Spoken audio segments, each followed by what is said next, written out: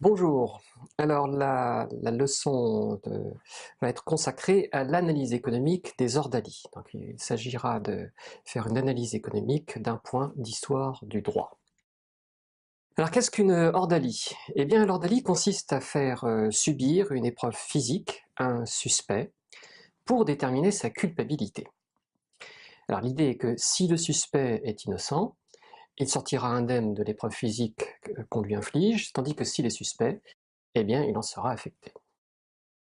Alors c'est un procédé dont il est inutile de rappeler qu'il est un petit peu barbare, mais c'est un procédé qui a été utilisé de tout temps, qui est encore utilisé actuellement dans certains pays, et c'est un procédé qui a été utilisé en Europe, notamment entre le 9e et le 13e siècle, en particulier sous les Carolingiens. Alors le résultat de l'ordalie, c'est l'expression, au moins à cette époque, de la justice de Dieu. Alors la question qui va nous intéresser, c'est de savoir s'il s'agit d'une coutume irrationnelle et barbare, ou bien si c'est aussi peut-être un mécanisme ingénieux dans les conditions de l'époque pour établir la culpabilité d'un suspect. Et pour répondre à cette question, eh bien, nous allons suivre l'analyse des ordalies qui a été faite par un économiste américain qui s'appelle Peter Leeson, et dans les références à cette leçon, vous trouverez mention de ses travaux. Alors le plan que je vais suivre est le suivant. Dans une première partie, je vais faire un point de repère sur les ordalies. Ensuite, j'analyserai la rationalité des ordalies selon que la foi en la justice de Dieu est complète, ce sera la seconde partie, ou bien incomplète, ce sera la troisième partie. Et dans la quatrième et dernière partie, j'essaierai d'aborder la question de la disparition des ordalies. Alors commençons, dans la première partie, par quelques points de repère sur les ordalies. Alors, pour la période considérée, c'est-à-dire, je le rappelle, du 9e au 13e siècle, on peut distinguer très rapidement deux types d'ordalies. Il y a ce qu'on appelle les ordalies chaudes. Alors par exemple, une ordalie peut consister en le fait de faire bouillir de l'eau dans un chaudron, dans lequel on jette une pierre ou bien un anneau, et dans ce cas-là, le suspect qui subit l'ordalie doit plonger sa main dans le chaudron et doit récupérer la pierre ou l'anneau. Et si la main n'a pas de signe de brûlure après 2 ou 3 jours, on déclare le suspect innocent, et au contraire, si les brûlures restent, eh bien le suspect est déclaré coupable. Voilà. Alors il y a des ordalies qui sont un peu moins violentes, si l'on peut s'exprimer ainsi, ce qu'on appelle les ordalies froides. Alors là, il s'agit de jeter le suspect dans l'eau, et s'il coule, eh bien il est déclaré innocent, tandis que s'il ne coule pas, il est déclaré coupable. Alors, les ordalies sont plutôt réservées au cas où les juges ne parviennent pas, évidemment, à déterminer l'innocence ou la culpabilité d'un accusé. Elles sont plutôt utilisées dans les affaires criminelles, et elles sont souvent organisées, réalisées par des prêtres. Il y a un très très fort lien avec la religion. Parce qu'en fait, comme on va le voir, l'efficacité des ordalies réside dans la croyance dans la justice de Dieu, la iudicia Dei. Et donc il s'agit d'une croyance chrétienne médiévale selon laquelle si un prêtre suit certains rituels, eh bien Dieu révélera la culpabilité ou l'innocence du suspect si euh, par le résultat de l'ordalie. Alors, ces ordalies sont-elles un moyen rationnel d'établir la culpabilité, d'établir la vérité? Alors c'est ce que nous allons commencer par étudier dans la seconde partie. Donc, seconde partie, rationalité des ordalies, dans le cas d'une foi ou d'une croyance complète, sans réserve, dans la justice de Dieu. Alors considérons donc un suspect dont la foi lui fait croire que l'on peut demander à Dieu de révéler l'innocence ou la culpabilité de ce suspect en suivant un rituel comme celui de l'ordalie. Eh bien, en cas de foi complète, l'ordalie, c'est un mécanisme qui permet en effet de déterminer la culpabilité ou pas du suspect. Imaginons par exemple que le suspect soit coupable. Alors, si le suspect est coupable, il a intérêt à décliner l'ordalie, notamment l'ordalie chaude. Pourquoi? Parce que si, je le répète, sa foi est complète, eh il sait que le résultat de l'ordalie sera négatif pour lui. Autrement dit, on ajoutera la douleur qui résultera de l'ordalie au châtiment ou à l'épreuve qu'il ne manquera pas de suivre ensuite, puisqu'il sera déclaré coupable. Donc il ne gagne rien à passer l'ordalie, il vaut mieux qu'il avoue, qu'il se déclare coupable. D'accord? Et en cas d'ordalie froide, eh bien, de toute façon, il y a moins de souffrance physique, mais de toute façon, ça ne lui apportera rien de la passer, et il vaut mieux, dans ce cas-là, il vaut mieux avouer tout de suite. Bien. Maintenant, considérons le cas d'un suspect qui est innocent. Alors, s'il est innocent, et si sa foi est complète, dans ce cas-là, ce suspect va se soumettre à l'ordalie avec bonne volonté, parce qu'il aura confiance dans le résultat final. Donc, lorsque l'on propose l'ordalie à un suspect, le simple fait qu'il la refuse ou qu'il l'accepte permet, dans une situation de foi complète, de déterminer s'il est coupable ou pas. Donc ça, c'est un mécanisme qui est relativement ingénieux et dont la rationalité sous-jacente est d'ailleurs reconnue par certains historiens du droit. Il n'y a d'une certaine manière pas grand-chose de neuf de la part des économistes sur ce point. Alors toutefois, quand même, il y a une énigme qui est associée à cette interprétation des ordalies. Parce que si la foi est complète, alors ne se soumettent en principe à l'ordalie que des innocents. D'accord? Et la question qui se pose à ce moment-là, si on se met dans une perspective où on ne croit pas dans la justice de Dieu, c'est de savoir ce qu'il advient des innocents qui passent, auxquels on fait subir l'ordalie. En principe, ces innocents ne devraient pas être affectés par l'ordalie, mais il semble que quand même physiquement, plonger sa main dans un chaudron d'eau bouillante doit laisser quelques traces. Alors, pour que les croyances des individus soient correctes sur l'ordalie et qu'elles soient en conformité avec leur foi, il faut que le résultat soit tel que les personnes qui subissent l'ordalie en sortent indemnes. Et physiquement, ça ne peut se faire que si ces ordalies sont manipulées. En clair, les prêtres qui administrent ces ordalies connaissent la culpabilité ou l'innocence du suspect et en tirent les conséquences sur la manière d'organiser l'ordalie.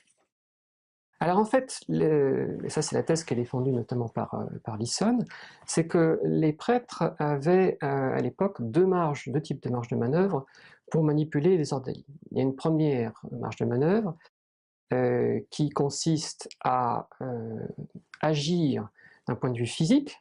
Alors, par exemple, dans le cas d'une ordalie chaude, c'est de contrôler la température de l'eau. Et dans le cas d'une ordalie froide, c'est le choix de la personne à qui on fait subir ce type d'ordalie.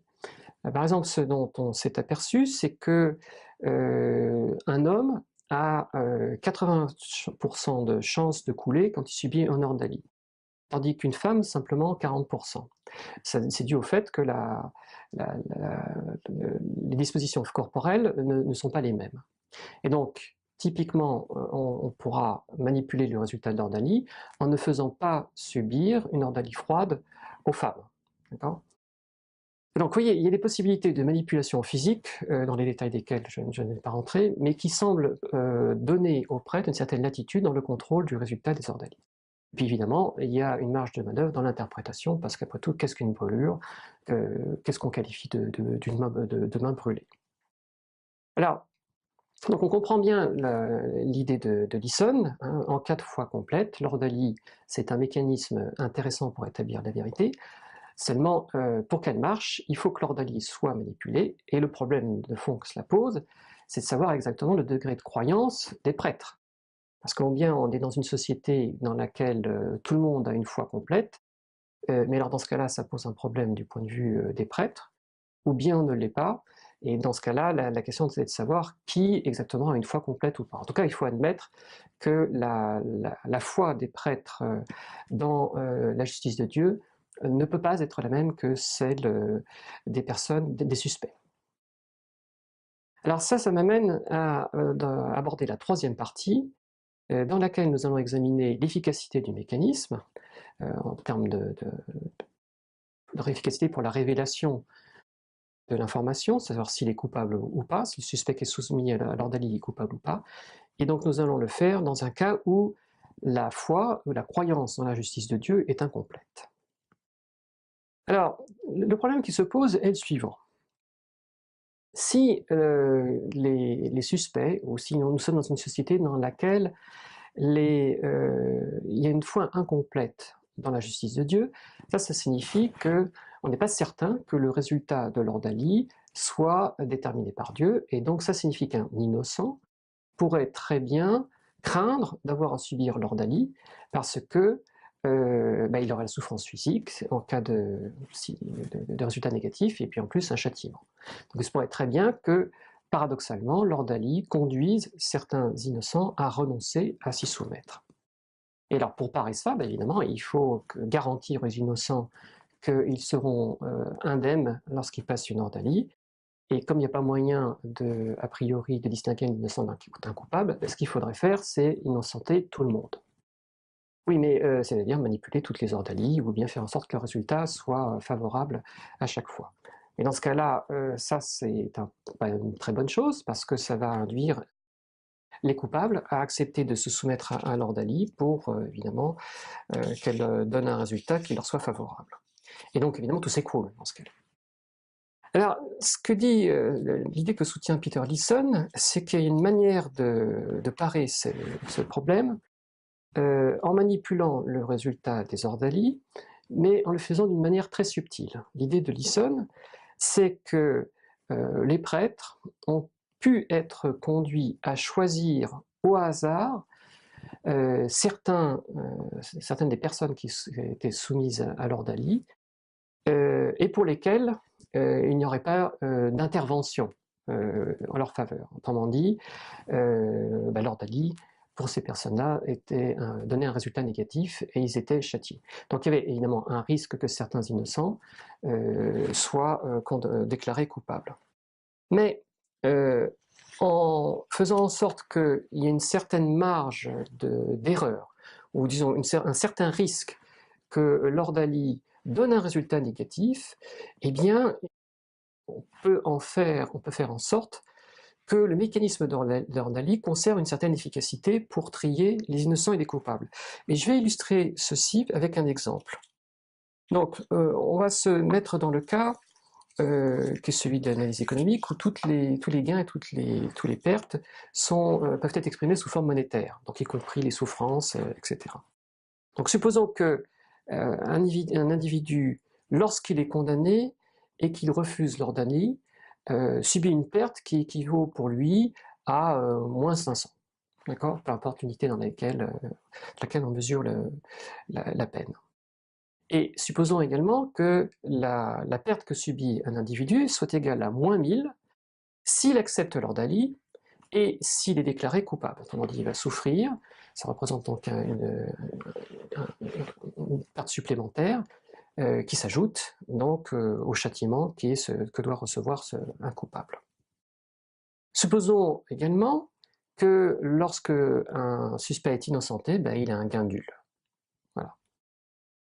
Et enfin, supposons, donc c'est toujours à titre d'exemple, que les suspects pensent, ou le suspect que l'on considère pense qu'il y a une chance sur 4 que la justice de Dieu existe. C'est une certaine manière de prendre en compte un certain scepticisme. Voilà. Et puis pour terminer, nous allons supposer que lorsque l'ordre d'Ali est administré, est organisé, eh bien un suspect sur 2 sera coupable, c'est-à-dire que la manipulation de l'ordre d'Ali ne lui sera pas favorable. Alors, on peut, en faisant un certain calcul, montrer que avec ce mécanisme, eh bien, les coupables ont encore intérêt à refuser l'ordre d'Ali, tandis que les innocents ont intérêt à l'accepter. Prenons en effet le cas d'un individu coupable. Alors, si je suis coupable, quel est le gain que j'ai soit à accepter l'ordre d'Ali, ou soit à la refuser? En partie, quand je parle de gain, c'est plutôt de pertes dont il faudrait parler. Calculons ces pertes. Alors, il faut passer par la technique de l'espérance mathématique que nous avons déjà utilisée dans des leçons précédentes, mais calculons donc cette espérance de perte. Voilà. avec une chance sur 4, je pense que la justice de Dieu existe. Si la justice de Dieu existe, et si j'accepte l'ordalie, d'accord, eh bien évidemment le résultat me sera défavorable, je serai condamné, et la perte que j'ai dans ce cas-là, c'est moins 1000. Maintenant, il y a 3 chances sur 4 que, enfin je considère qu'il y a 3 chances sur 4 pour que la justice de Dieu n'existe pas. Et dans ce cas-là, je sais qu'il y a un risque sur 2, une chance sur 2, pour que le résultat de l'ordalie soit négatif, et dans ce cas-là, bah, j'ai moins 1000. D'accord? Alors quand on fait le calcul, donc nous avons un quart que multiplie moins 1000, plus 3 quarts que multiplie moins 500, eh bien ça donne moins 2500 sur 4, je calcule vite mais j'ai les notes sous les yeux, et ceci donne également donc moins 1250 sur 2, c'est-à-dire moins 625. Bien.